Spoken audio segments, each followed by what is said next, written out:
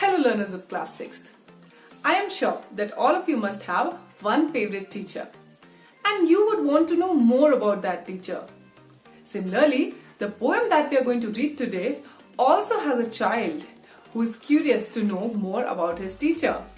He is even ready to follow one teacher back in order to know what his teacher does after going from school back to his home.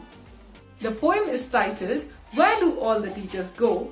By Peter Dickson. So let's get started. Before reading and understanding the poem, let us know some fun facts about the poet Peter Dickson. Peter Dickson was not only a poet, but he was also a performer, educationalist and artist. He grew up in London, UK, and he readily admits to being a rather naughty boy whose schooling was far from successful, having failed at spelling and understanding of word form and grammar. He tended to write secretly at home, drawing and writing of things largely which was ignored by school. More or less by accident, Peter became a school teacher and eventually a senior lecturer in education. Still mystified as to how all of this happened over the course of the last 30 years. He contributed to over 100 poetry anthologies and has had 7 collections of his own work published by Macmillan, including Grow Your Own Poems, Lost Property, and a poem titled Grand Prix of Poetry. This is how the cover of that book looks like. Now let us see some other covers of his books.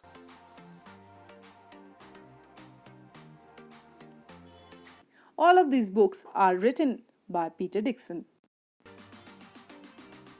Objectives. The objectives of this poem are to trigger imagination of students, to help students think out of the box, not think how ordinary people think, to develop appreciation for poetry.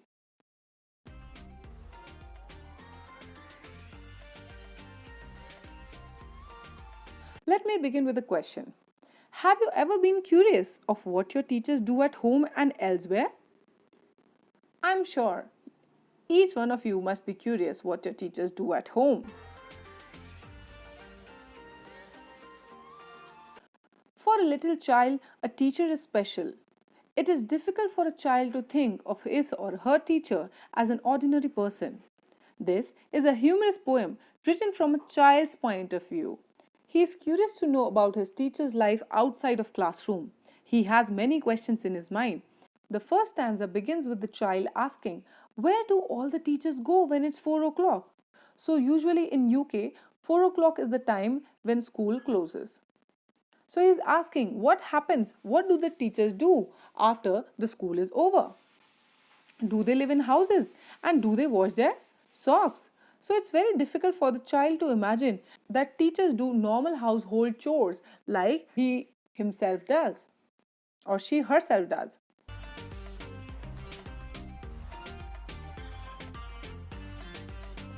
The child wonders, do they wear pajamas and do they watch TV and do they pick their noses the same as you and me?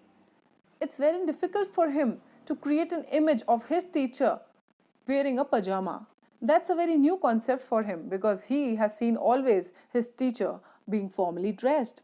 He wonders whether his teacher also watches TV like he does, whether his teacher picks his nose like he does.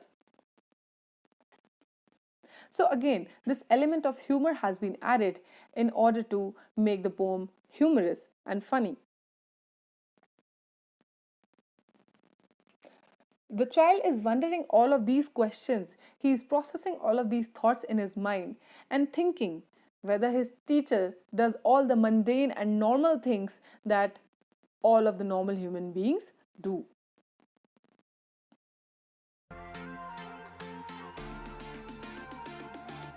Do they live with other people? Have they mums and dads? And were they ever children? And were they ever bad? The second stanza continues with the child wondering whether his teacher lives alone or they live with some other people. Does his teacher have mum and dad?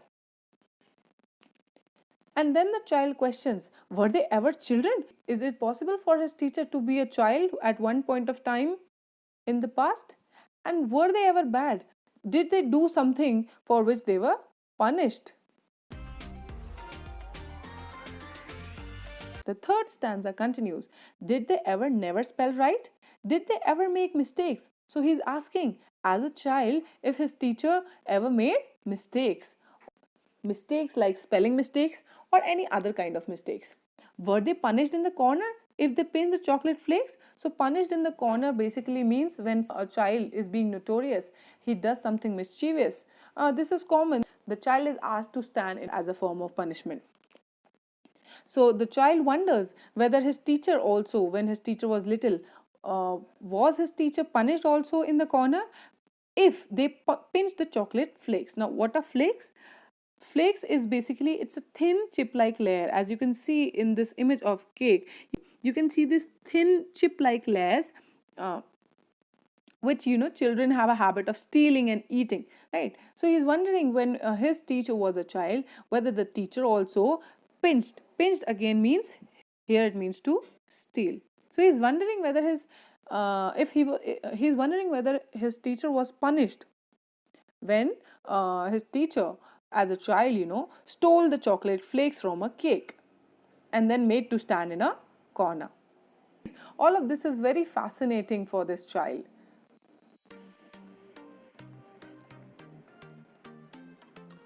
Continuing on to stanza 4, he asks, did they ever lose their hymn books? Now, hymn books are books that contain songs of worship, praising the Lord God. So he is asking whether, as a child, his teacher lost his hymn books. Did they ever leave their greens? Now, what does green indicate here? Green is being referred to green vegetables. Okay, so children, they have a habit of not eating fresh green leafy vegetables. They tend to dislike this. And what do they like? They like what appeals to their taste buds. They like to eat fast food, right? So he's wondering whether his teacher was also like that, whether his teacher also did not like to eat greens. Then he asks, did they scribble on the desktop? Now, children have a habit, which is a bad habit. It's a bad tendency to write on the school tables, right? So he's wondering whether his teacher also used to scribble on the desktop. Scribble again means to write something or draw carelessly. To write or draw carelessly.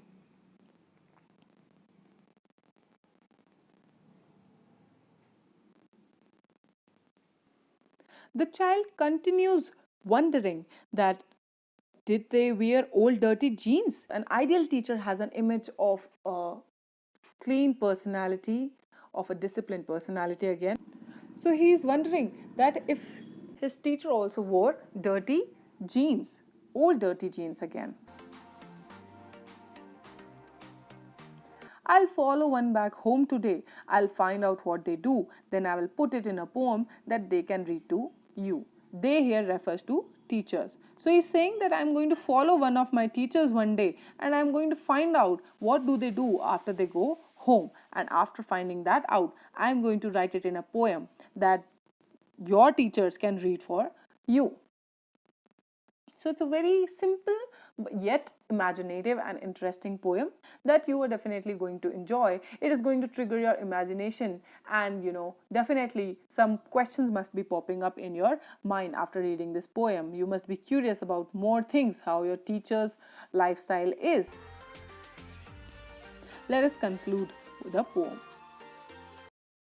Well, the poem gives us a message that it's difficult for us to understand that a teacher does not only play the role of a teacher, they also have their personal life. They have their own hobbies and passions apart from teaching. We have a habit to categorize people. We categorize people and we believe that others will behave in that set category only. But that is not the case.